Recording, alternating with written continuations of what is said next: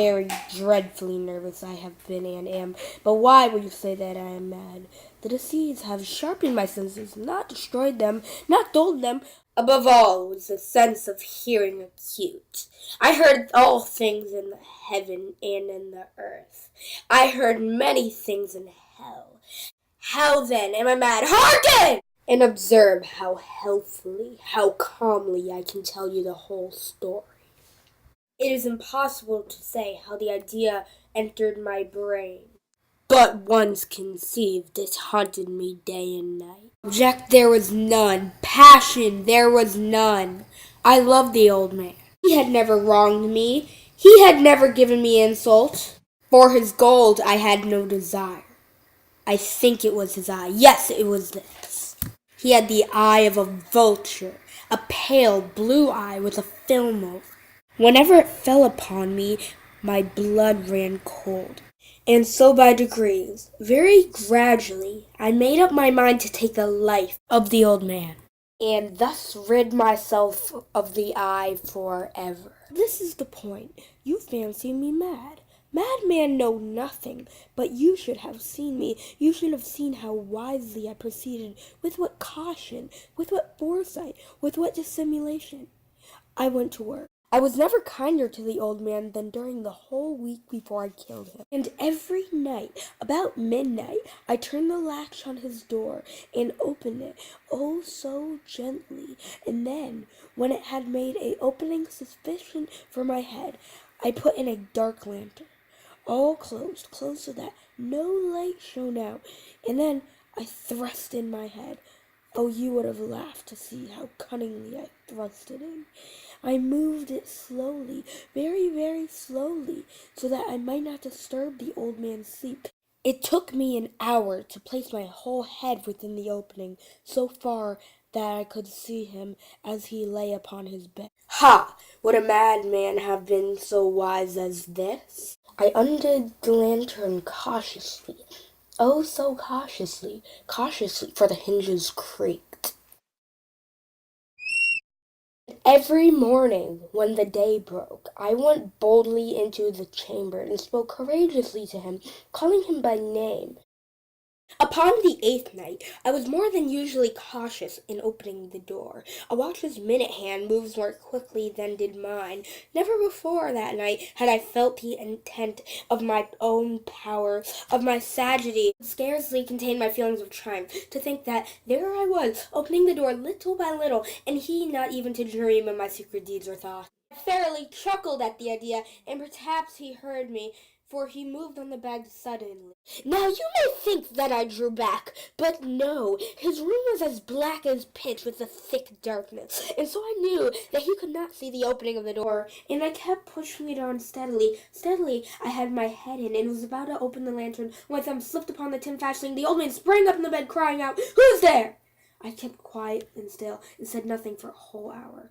I did not move a muscle in the meantime. I did not hear him lie down. He was still sitting up in the bed, listening, as I have done night after night, hearkening to the death watches in the wall. Presently, I heard a slight groan, and I knew it was the groan of a mortal terror. It was not a groan of pain or of grief. Oh no, it was the low, stifling sound that rises from the bottom of the soul when overcharged with awe. I knew the sound well.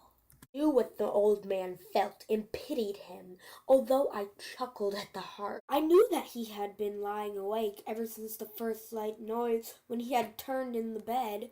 His fears have been ever since growing upon him. He had been trying to fancy them causeless, but could not. He had been saying to himself, "It is nothing but the wind in the chimney. It is only a mouse crossing the floor, or it is merely a cricket which has made a single chirp." Yes, he had been trying to comfort himself with these suppositions, but he had found all in vain, because death, in approaching him, had stalked with his black shadow before him in envelope the victim. It was open, wide open, and I grew furious as I gazed upon it. Saw it with a perfect distance, all a dull blue with a hideous veil over it that chilled the very marrow in my bones. And have I not told you that what you mistake for madness is but over-acuteness of the senses? Now, I say, there came to my ears a low, dull, quick sound, such as a watch makes when enveloped in cotton. I knew that sound well, too. It was the beating of the old man's heart. It increased my fury as the beating of the drum stimulates the soldier into courage. It grew quicker and louder and louder. Every instant the old man's terror must have been extreme. It grew louder, I say, louder every moment. Do you mark me well? I have told you I am nervous, so I am. And now at the dead hour of the night, amid the dreadful silence of that old house, so strange a noise as this excited me, uncontrollable terror, yet for some minutes longer I refrained and stood still. But the beating grew louder. I thought the heart must burst, and now a new anxiety seized me. The sound would be heard by a neighbor. The old man's hour had come. With a loud yell, I threw open the lantern and leaped into the room. He shrieked once only. In an instant I dragged him to the floor and pulled out the heavy bed over him. Then smiled gaily to find the deed so far done, but for many minutes the heart beat on with a muffled sound. The old man was dead. I removed the bed and examined the corpse. Yes, he was dead, stone dead. I would trouble me no more. If you still think I am mad, you will think so no longer. When I described the wise precautions I took for the concealment of the body. First of all, I dismembered the corpse. I cut off the head and the arms and legs.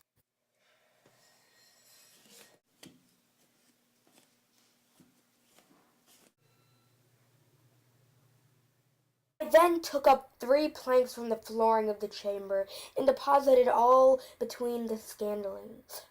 Then I replaced the board so cleverly, so cunningly, that no human eye, not even his, could have detected anything wrong.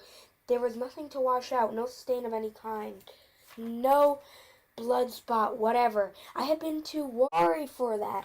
Ha ha!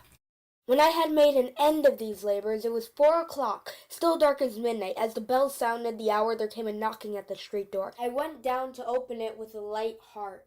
For what had I now to fear? 2 officers entered, who introduced themselves with perfect suavity as officers of the police.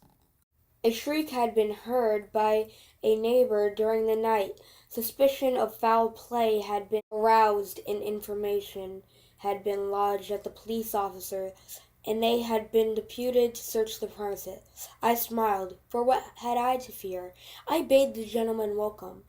The shriek, I said, was my own dream. The old man I mentioned was absent in the country. I took my visitors all over the house. I bade them search well. I led them at length to a chamber. I showed them his treasures, secure, undisturbed. The officers were satisfied. My manner had convinced them. I was singularly at ease. They sat, and while I answered cheerily, they chattered of familiar things, but ere long I felt myself getting pale and wished them gone. My head ached, and I fancied a ringing in my ear. Still they sat there and still chattered. The ringing became more distinct. It continued and became more distinct.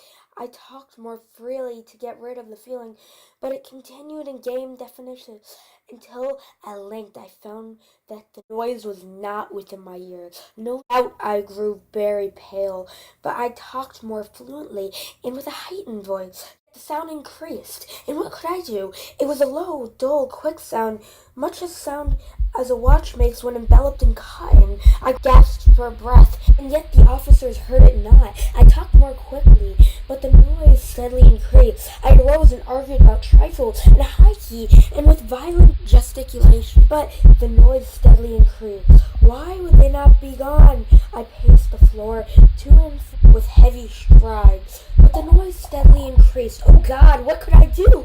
I foamed, I raved, I swore. It grew louder, and still the men chattered pleasantly and smiled.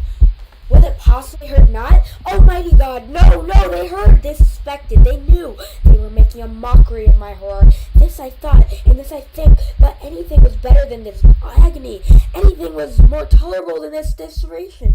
I could bear those no critical smiles no longer. I felt that I must scream or die. And now again, hark, louder, louder, louder, louder! Villains! I shrieked. Dissemble no more! I admit defeat.